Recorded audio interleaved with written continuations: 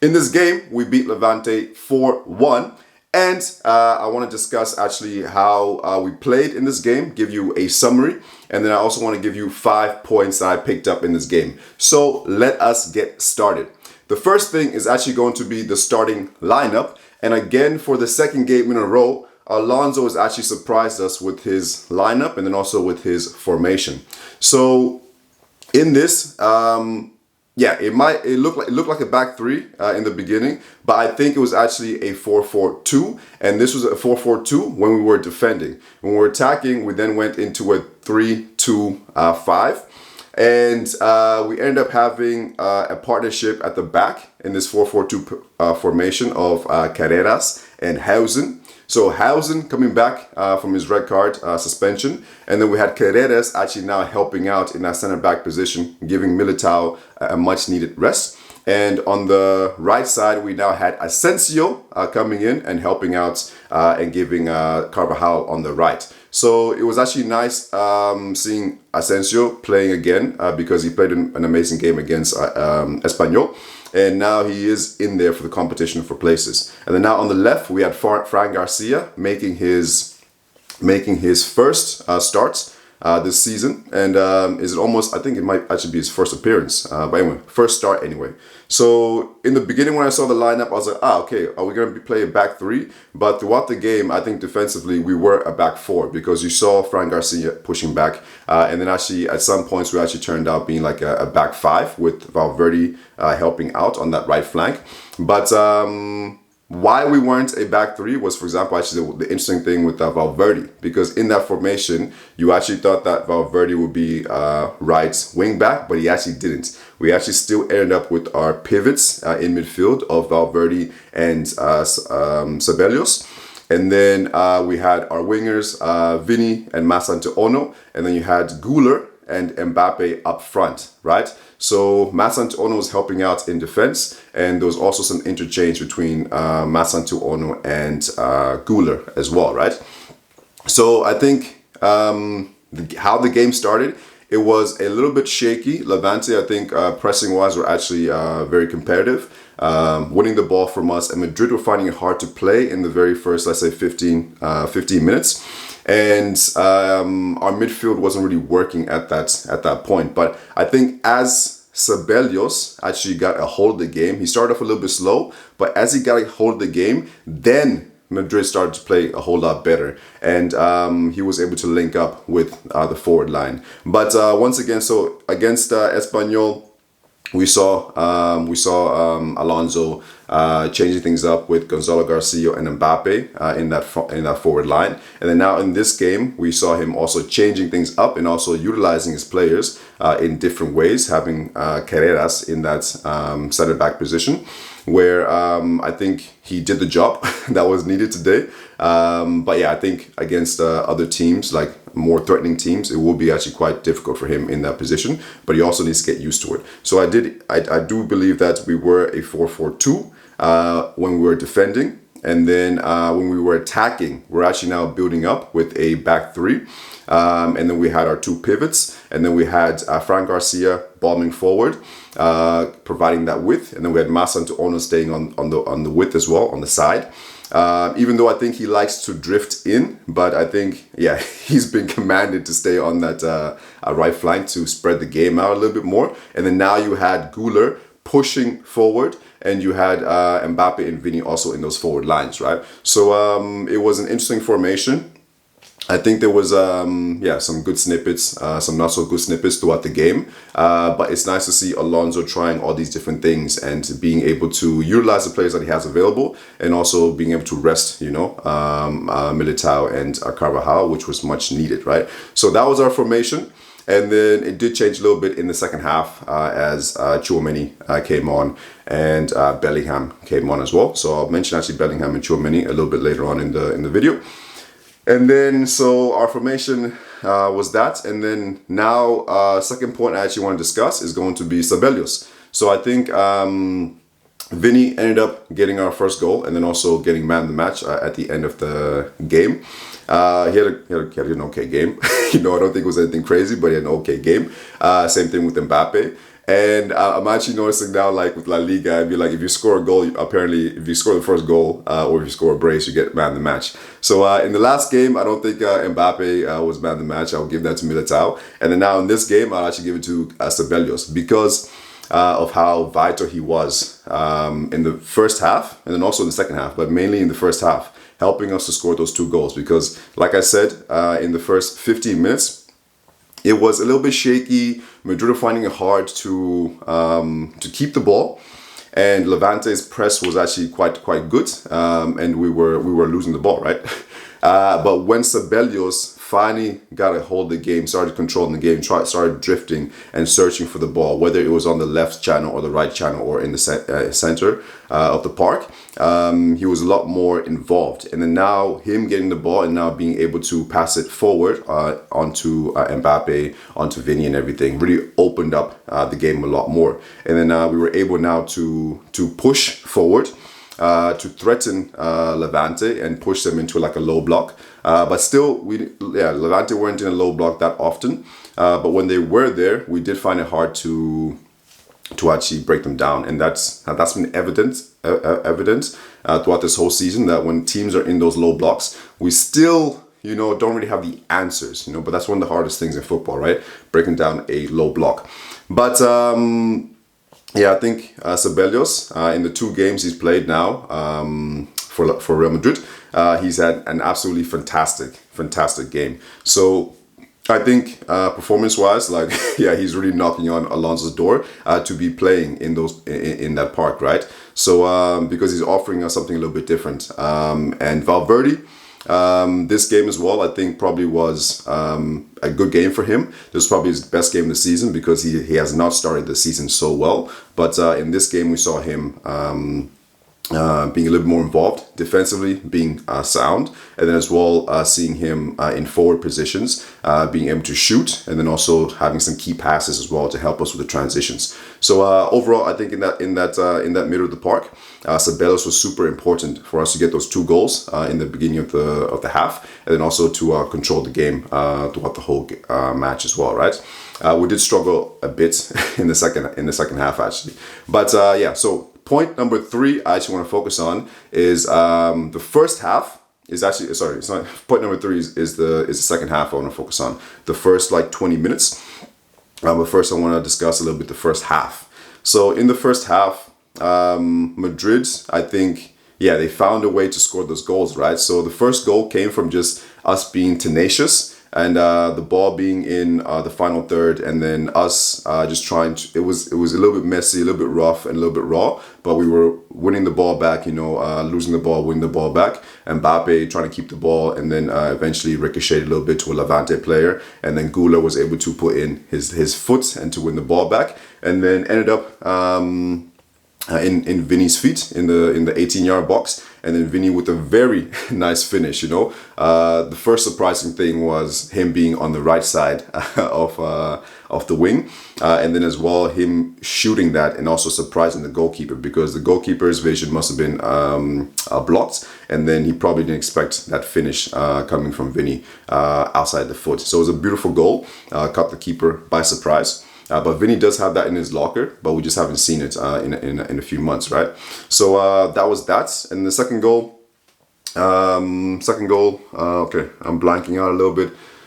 So Vini scoring the first goal, and then Mastantuono scoring the second goal. So coming from a quick transition, from Madrid. So these quick transitions, I think, is something that we can actually improve on a little bit more. I think, just the link-up play needs to be good, but needs to be better. But it was good on this point. So eventually the ball ending up to Vini, and then Vini onto Mastantuono. So I was glad with Vini making that pass to Mastantuono at the right time and quick and precise, right? And then Mastantuono scored that second goal.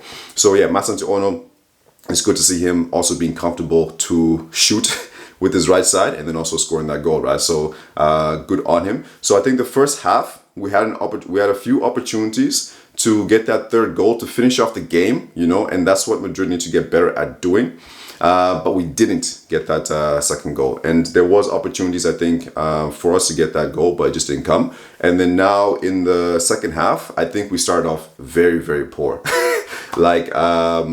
we weren't able to control the game with enough tenacity as we had in the first half. And I feel our players did not come out the same in the second half, because you had Mastantuono having some poor passing sequences. You had Vinny making some poor decisions on the left flank. You had Guler not being involved again, really, like throughout the whole game. And then you have Mbappe. I think not necessarily playing for the team, but playing for just wanting to score the goals, but also the quality not being there, right? So in those 20 minutes, I think we look shaky, both in attack because we're losing the ball, and also in defense as well, right? Because we're giving Levante space and opportunities.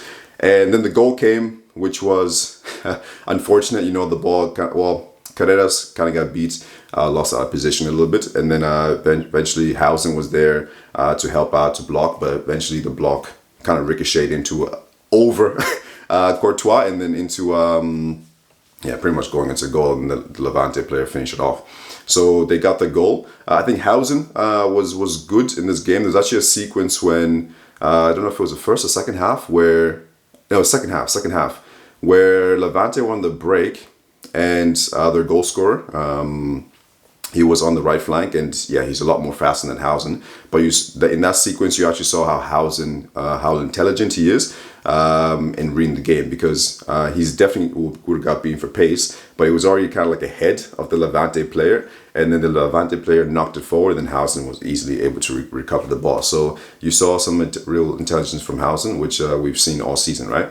But so I do think after Levante scored the goal, Madrid, for me, weren't necessarily any better. They were still struggling quite a lot. They were still making the same mistakes, and not that cute link-up play that we saw like in the first half. And then we got to our goal, so our penalty, which I actually think was poor play from Mbappe, and this is why, because before we get to the penalty, we were actually on a good transitional play, because he just needed to pass it to either Vinny or Guler, who had made the runs, and the space was there to either pass it to one of them, and then for them to have the opportunity to score the goal. But he, in his mind, he just wants to score. Is 2-1. He hasn't gotten the score sheet, and in his mind, I'm pretty sure he just thinking of scoring, which all strikers should. So that's fine. But it's all about making the right decisions. So when he did not pass that ball to Vinny and Guler, what happened now is that he was actually, the play was dead, because now the opening was not there. And then luckily he won a penalty, right? Which I think was cheap. But the Levante player touched his leg. He went down.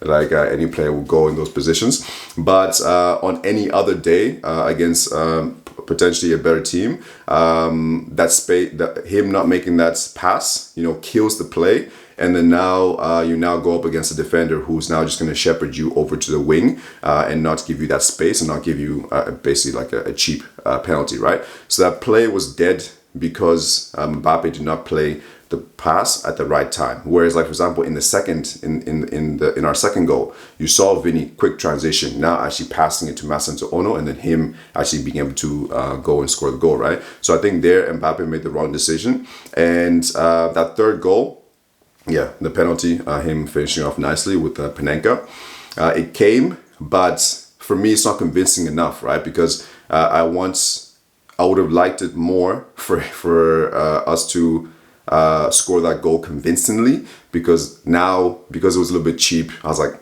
we scored that third goal, but it's not convincing, right? So now what happens when we come up against a much more challenging team, right?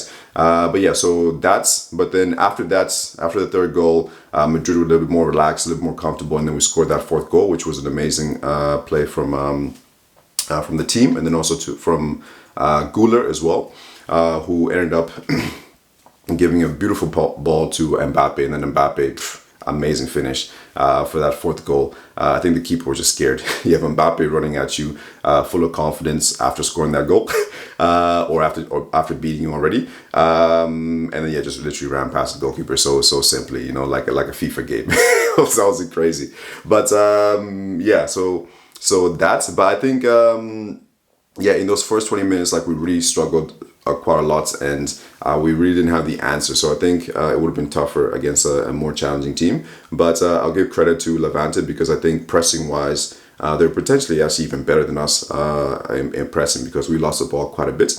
But yeah, they weren't able to really capitalize on their moments of when they were threatening the most in the first 15 minutes, and then also of the first half, and then also in the first like 20 minutes of the second half, right?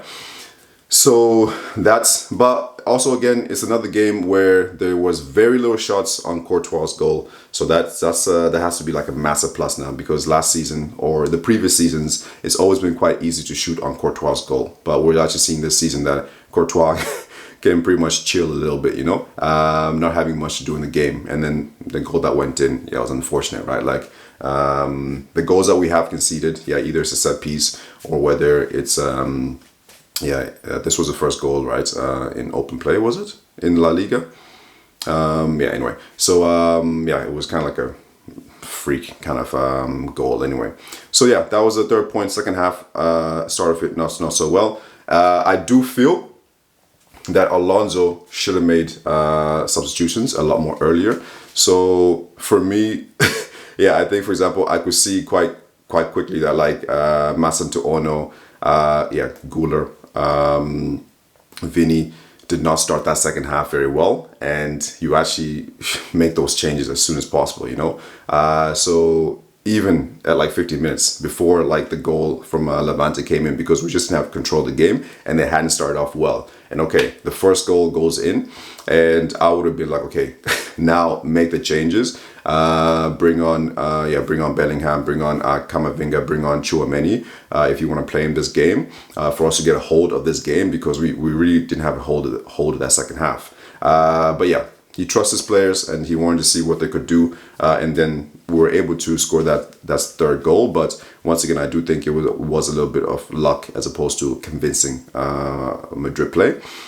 And eventually, if not after 15 minutes, if not after the first goal, then around like 60 minutes, man, like make those changes, because we just didn't have control of the game. But anyway, we scored the goal, and then later on he made those substitutions. All right, leading us into point number 4, and this is going to be let's go into Tchoumeni. So we all know like Tchoumeni is one of the MVPs of this season. Him and Mbappe and Militao. I think those three for me at the moment are just killing it in this Real Madrid team. And you always have this where like your central defender is actually one of the most important team players for the team. Whether it's Man City with Rodrigo, whether it's us with Casemiro, whether it's Chelsea with Makelele, or Chelsea with Kante, your central defender is always one of the most important players in the team. And when he's out, you don't really have like a direct replacement for him, and that's the case for Madrid. We don't have a direct replacement for Tchoumeni, which is fine because teams have one. We're just having like that one standout central defensive midfielder, right? So that's fine. When he's out, we just play differently. We did that for a long time. When Casemiro was injured or had a red card or something and wasn't available, Kroos came in and he fit that role, right? There was cases when Valverde came in and he fit that role. So we are just going to play differently when Tchoumeni's out. But when Tchoumeni did come in, it's a little bit different because once again, we're now 4-1 up. So the space is open. Levante weren't as demanding and threatening as they were, and they were a little more fatigued and tired, so they were running less. But I think in terms of our build-up play, you actually saw our build-up play and our pressing. So in our build-up play, you actually saw us being a lot more dynamic now, right? With Tchoumeni on the pitch, because in the first, when Tchoumeni was not in the pitch, we were building up with 3, but it was so rigid. It was so rigid, and this must have been like instructions from Alonso, because you had Asensio, you had Hausen, and then you had Carreras. That's Asensio and Hausen, who have the ability to carry the ball and bomb forward. Hausen as well, but they weren't, right? They were staying quite rigid and quite straight in their positions, and maybe that was because we don't have Tchoumeni in the middle of the park to cover us, right? But Valverde could do that in terms of like recovery with the speed and everything. But when Tchoumeni came on, then you had him dropping back in that position. And then now we were building up with the back three, but it's a lot more dynamic because Tchoumeni helps to build up with the back with the back three. And then as soon as that ball goes forward, he actually now goes forward as well, right? And now providing, helping us with the press if we lose the ball, but then also providing us with a different option, up front. So attacking wise, we're much better with Tchoumeni there. And then, so pressing, you saw him pressing up quite high. So yeah, Tchoumeni is honestly an MVP, but yeah, we all know that each game we're seeing that more and more. And when we don't have him, we are going to play a little bit more different, right? But yeah, it was really interesting seeing the build-up play when Tchoumeni is on that pitch and how a lot more dynamic we are and a lot more fluid we are in those positions. And then now, point number 5 is going to be Bellingham. So I thought, for example, Arda Guler in this game was poor. Even though he was involved in the first goal, winning the ball back with a nice tackle in the final third, and then the fourth goal in that amazing pass to Kylian Mbappe, and there was also some other plays as well where he was able to find the forward line, but yeah, didn't get that goal. But I feel just a bit too quiet. I feel like he just needs to get involved in the game a little bit more, not necessarily dropping deep to build up the play, but being more on his toes, and trying to find those pockets of play to receive the ball. Because now I feel like in that first half, he was up there right next to Mbappe and Vinny, but he was just so rigid. He wasn't in positions to receive the ball and then to be that link-up play, and he was not searching for the ball in those forward lines. Whereas now you have Bellingham coming on, and then it came on from Mastantuono, and then Guler moved to the right wing. I think that's the first time we've seen him also this season as well in that right wing position. And he was actually effective, in terms of that final third, right? That's what the final third. Yeah. So when Bellingham came on, you actually saw how involved he actually was in our play. And yeah, this is what Guler needs to also do as well, right? Because Bellingham, he's staying forward. He's not necessarily dropping back, but he's being involved in the play. He's now our focal point when he came on. He wants the ball, he's receiving the ball, he's constantly on his toes, and he's looking for the ball, right? And he's trying to find those cue passes into Mbappe, into Vinicius Jr.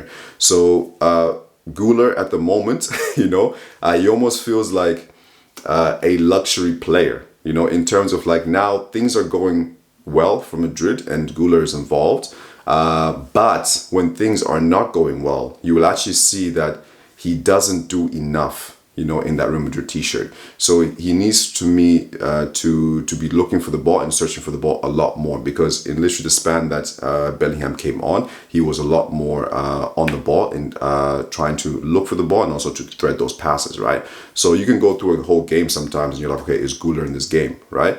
And I think since that Marseille mistake, Espanyol came on and didn't do great. This game he played, didn't do great. So I hope he just kind of picks up his momentum again, because we need Guler performing better than this, and he can perform better than this. But I do think his involvement in that final third can be a lot more involved, basically, right? But Bellingham, good again to see him on the pitch, and seeing how, for example, I think when Bellingham came back, everyone was thinking, I was thinking, that now Mastantuono comes out, and then you have Bellingham playing in that position, and then we change our formation a little bit. But now I can actually see that Mastantuono, game by game, is improving. He got his first goal today, and he's learning to play for the team now. And this game, I think, was probably his best game, because he wasn't trying to dribble past the whole team, trying to beat every single Levante player. He was a little more cuter, right? And playing for the team. So now the way you can actually see how, for example, Guler might actually be in threat of a starting lineup when Bellingham is to full fitness and ready to play the 90 minutes, right? Because I don't think it's a shoo-in that Mastantuono is going to come out of this team, because Alonso seems to like him. He's won the battle between him and Brahim, so that's fine. And he's won the battle between him and Rodrigo. So if Mastantuono wasn't performing, then Alonso might be left in these last games. He would have been left with playing those three, right? Vinny, Mbappe, and Rodrigo. But no, so Mastantuono has won that right flank, that right wing position. And now, I think, for example, now it's actually between Guler and Mastantuono. So we'll see how the game against Atletico. I think, yeah, Bellingham is still probably going to start on the bench as well, because he's once again, he's not fit enough. But we'll see when Bellingham is back and when he is back in the first team, how this team changes and how Madrid are going to play from there. Because I think Bellingham, the last 2 games now he's come on, he's looked sharp, he's looked fit. Camavinga's come on looking sharp and fit as well. He wasn't as involved as he was in the spell that he showed against Espanyol.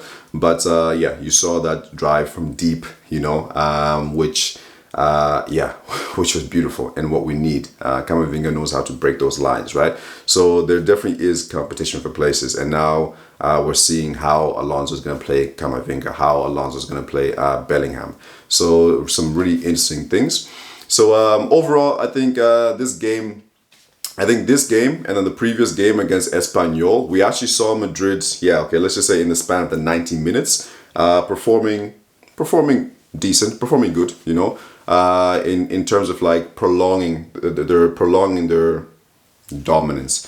Shaky in parts, and yeah, once again, I said the penalty, a little bit lucky, but shaky in parts. But I think in these last 2 games, they're trying to dominate more of the whole game, as opposed to previous games, where whether it's against Real Sociedad or Marseille, where we have a really good half and then we struggle in the second half. Maybe this game that was the case though, because we came in honestly after the second half.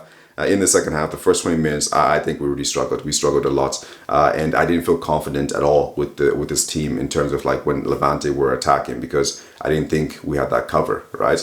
But the most important thing has to be that we are winning. We are winning all our games, and then the other important thing is that we are improving game by game, right? We are seeing how this team is dynamic. We're seeing how this team can score in many different ways, whether it's a long shots against Espanyol, whether it's quick breaks, quick transitions in this game, whether it's penalties, and yeah, we have a lot of things in our lockers. The most difficult thing for us is going to be actually breaking down low blocks. So that's going to be the big test when it comes to that. And as well, I think this game has showed me that at this current moment, when we come up against Liverpool in the Champions League, if we face PSG later on in the final stages of the Champions League, or even if we go up against Arsenal again, I think this team is not ready yet at this current moment, but we're improving bit by bit. It's gonna take some time, but yeah, I think at this current moment, we will struggle against the big teams, and of course against Barcelona as well. I think we will struggle against Barcelona when we face them in La Liga, just because those teams are going to be a whole lot more clinical, and we'll be able to spot out our weaknesses, and be able to capitalize on that. So I do think in terms of Champions League, there is actually, maybe this season is going to be quite tough for these teams to get to the final stages. La Liga, we are definitely competing with Barcelona. But yeah, I think this game showed me that, we still have far to go in our development, but the main thing is that we are developing, and there's still players yet to come in, like Endrick and everything, and Mendy as well. I'm actually looking forward to seeing when he comes back and when he's like fully fit, how he also fits in, and then also seeing as well players like Alaba, how involved they're going to be in this in this season. So some really interesting questions. But yeah, I think Alonso's on the right track with this Real Madrid team. And we are seeing